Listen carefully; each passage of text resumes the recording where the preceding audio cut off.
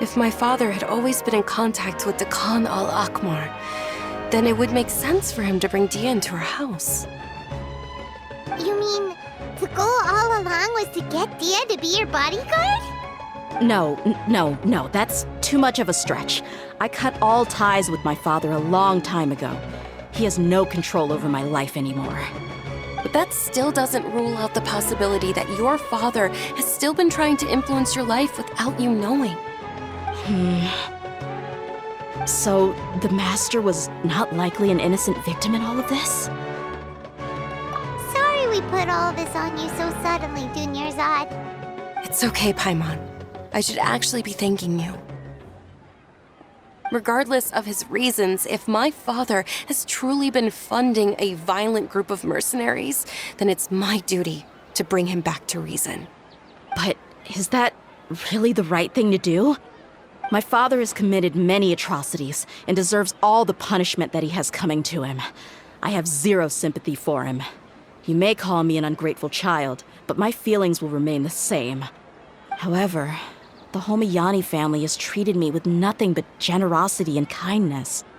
If we decide to investigate this further, we could end up implicating the entire Homayani family.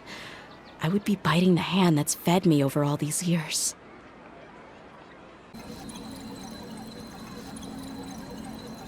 Drunk people are so fun.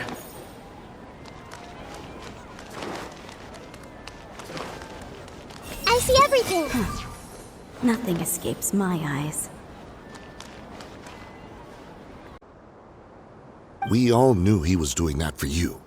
He wanted to get you out of this world, no matter what it took.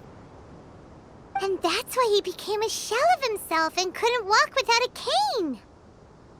Wait, but that doesn't make any sense. I didn't know about any of this, and I'd never seen him get injured or beaten. Because you were too young at the time. How would you ever tell between wounds from a beating and wounds from battle? When you left home after that final argument with him, he seemed to age by a decade overnight.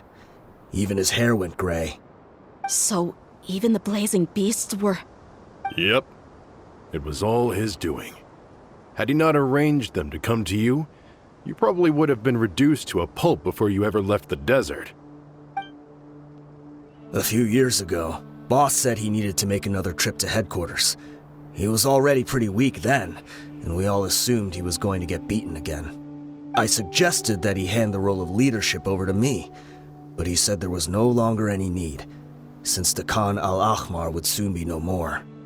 His words made no sense to me, but that night, we heard that a massive fire tore through headquarters and razed everyone's records to ash. Everyone gained their freedom that night. Many members fled, not just from our ranks, but from the other brigades as well. But how could we leave with a clear conscience? All of us who knew exactly what had happened.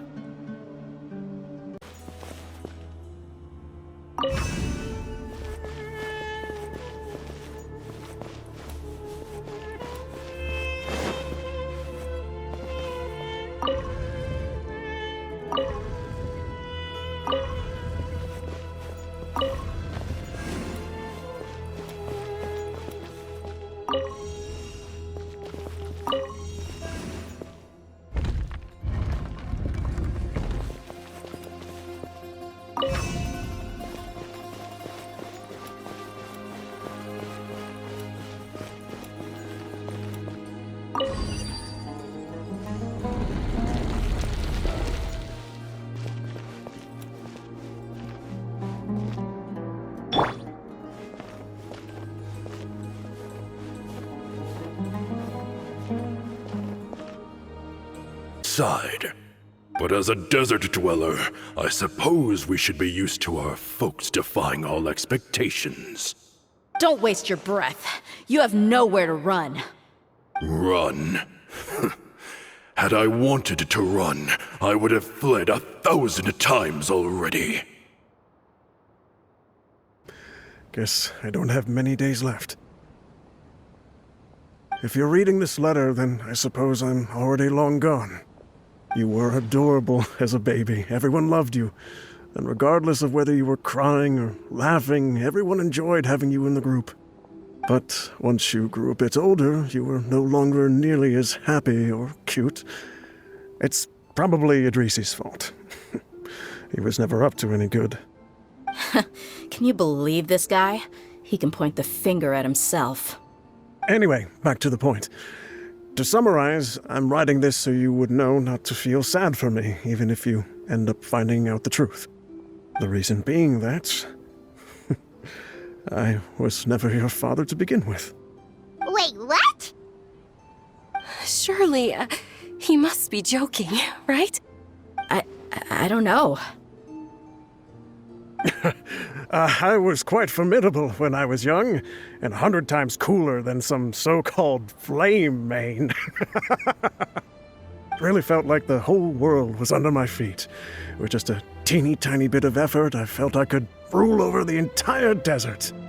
But as fate would have it, I went out into the desert for a drink one day and discovered a baby in the sands. It was you.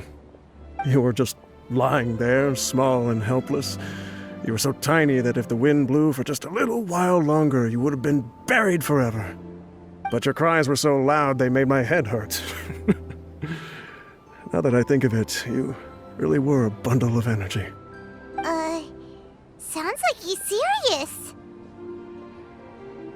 I told Idrisi and the others that I had slipped up with a woman while out and about. None of them even doubted me. I'm sorry that I had to lie to them for so long, but I really had no other choice. I was their most esteemed leader, after all. It's not like I could just tell them that I suddenly wanted to play at being a father.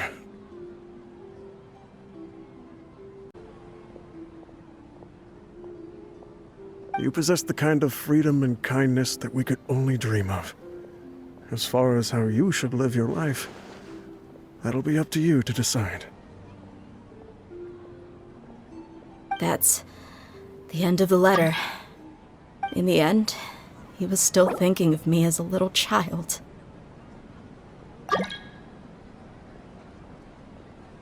I suppose, or I would have suffocated under the sand a long time ago. He was a good father to you. The fact that he wasn't a blood relative doesn't change that. Yeah, it's just a pity that we had to learn the truth of everything like this. Do you already have some ideas about the decision that he wanted you to make? I do. If he first found me alone in the sands, then I want to try my hand at finding the person who abandoned me. I just have one wish. To tell them a story. That there once existed a childish and foolish jerk with a heart of gold. And that only under his care was I able to grow and mature into the person I am today. If you end up finding any leads, can you share them with us? We go on adventures all the time. Maybe we'll be able to find some information for you. Sure, I appreciate it. I wasn't expecting you to be so enthusiastic. I'll help too.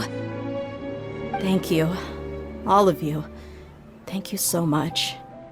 My life has certainly had its twists and turns, but I've always considered myself lucky. Because no matter where I've gone, I've always been surrounded by incredible kindness.